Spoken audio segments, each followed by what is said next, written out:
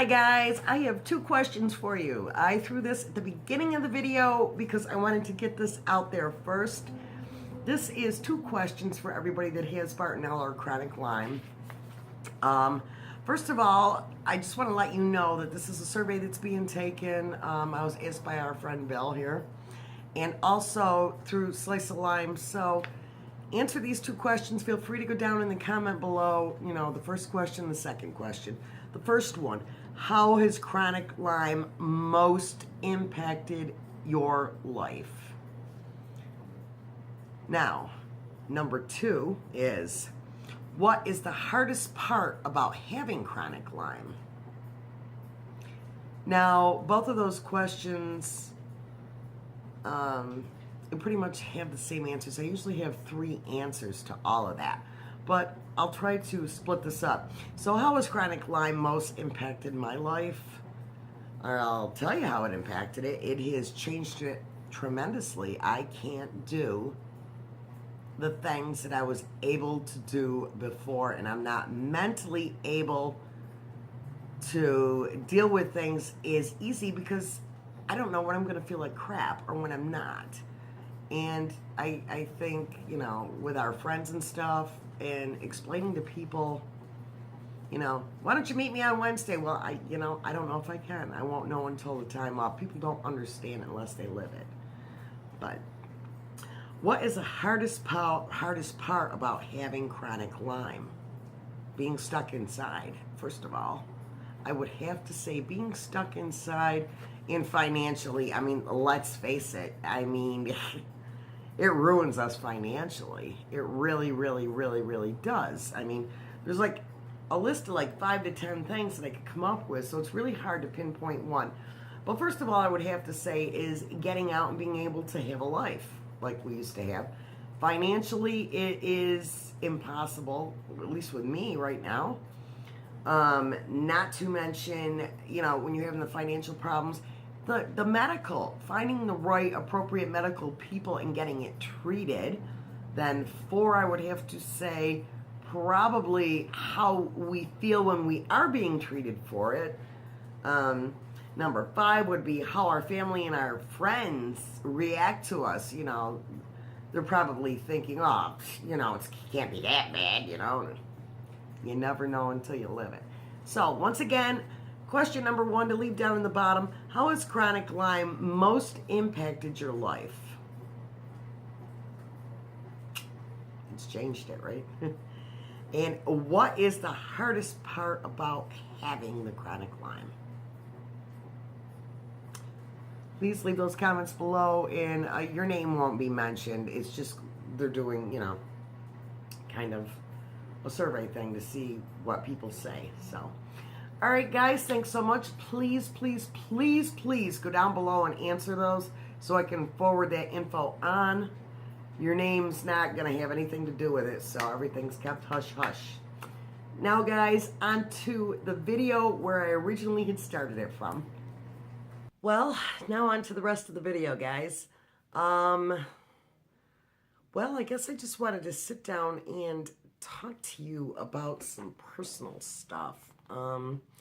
I really debated whether I was going to do this video or not because I'm not really into putting out too much of, my stories of life, but I figured that this would probably maybe touch base with some of the females, especially what I'm going to talk about.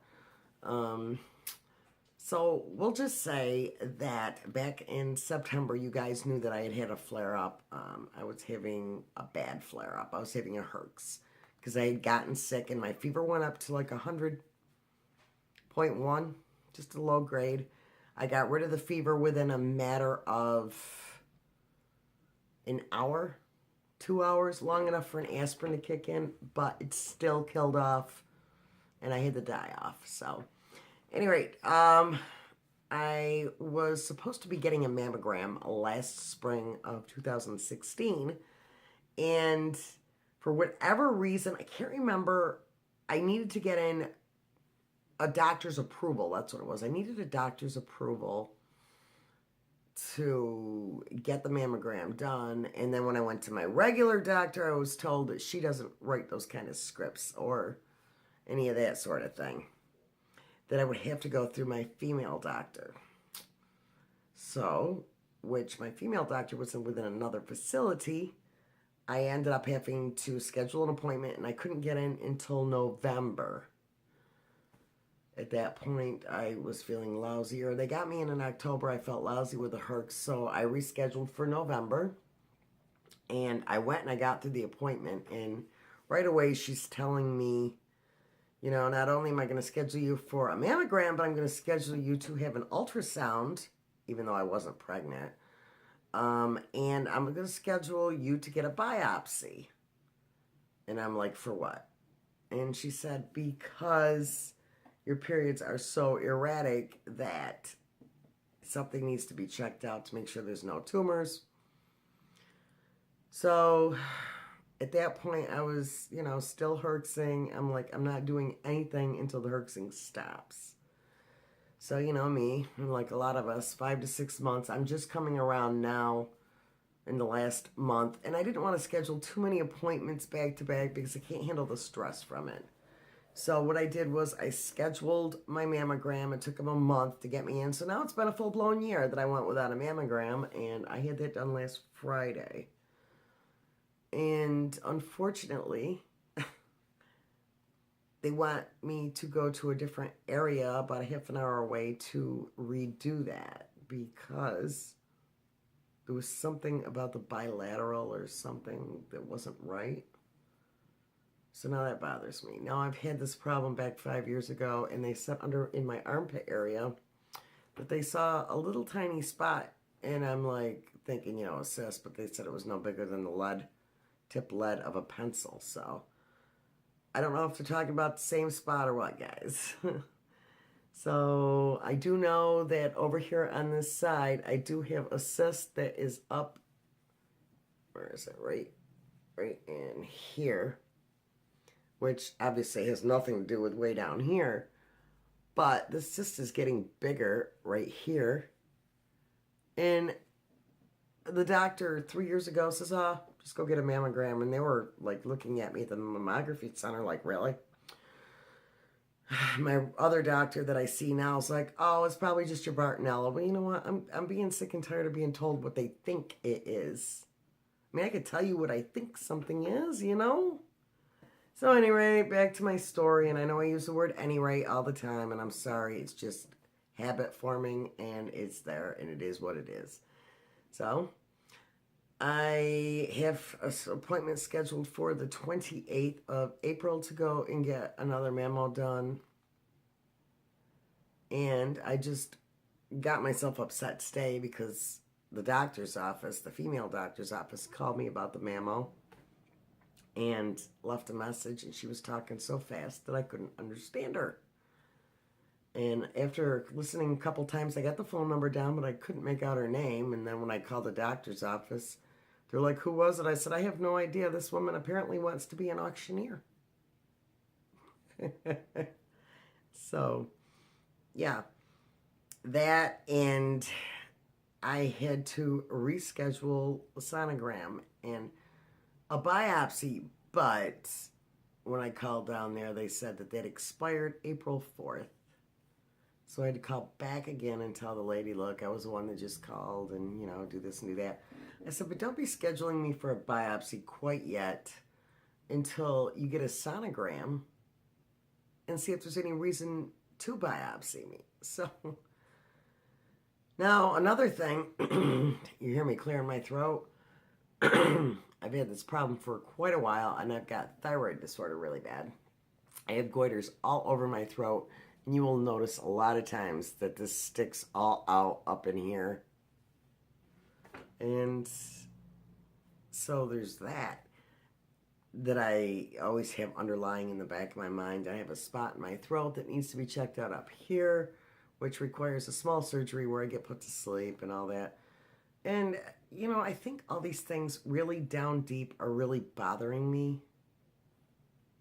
Because we won't forget, I don't know if I've mentioned this to you, but in the back of my right leg, 3 years ago, I was DJing and I crawled over one of our speakers and I burst a varicose vein. And like a fool, I kept rubbing it because it hurt while I was still standing on it. And I found out later on you're not supposed to rub things like that. You cause blood clots. So you guys knew that I went to the hospital back in whenever here. October, November, sometime around there. And maybe even earlier in the year. They didn't say that there was anything in my main arteries, but I have been feeling something in my leg. And it feels like it's in my butt cheek and in my leg. And I kept calling my doctor, and the doctor eventually called back. I may have mentioned this. Well, if you have any more problems with it, just let me know. I think it's just your Bartonella. Well, you know, Bartonella is the root of all evil, but it's not everything. You know, I mean, it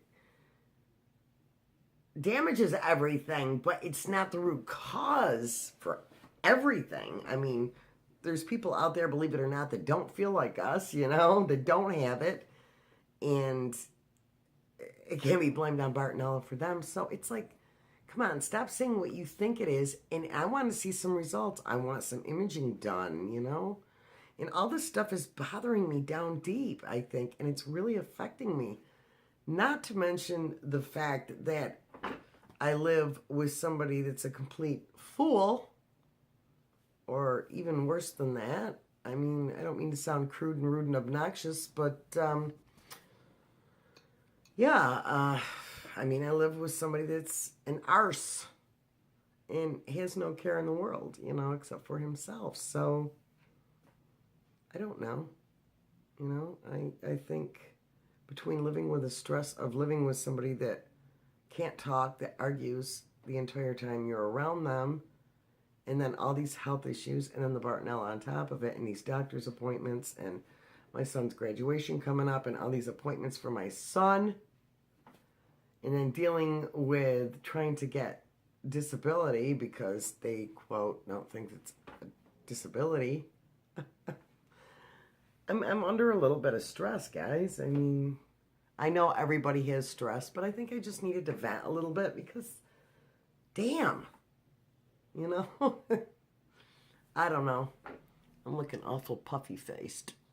So, at any rate, there I go with that word again. I'm going to close this here. Make sure that you guys do go back and listen or respond to the 2 questions I said at the beginning of the video. And I will leave a link to both people that, you know, deal with Lyme and our friend Bill that's on here. I will leave it down in the description box. Again, guys, I wish everybody a happy Easter for those that are celebrating. I hope everybody's doing good. And I love you guys. And I hope you guys are good and nobody's dictating your mood like they do me. All right, take care, guys.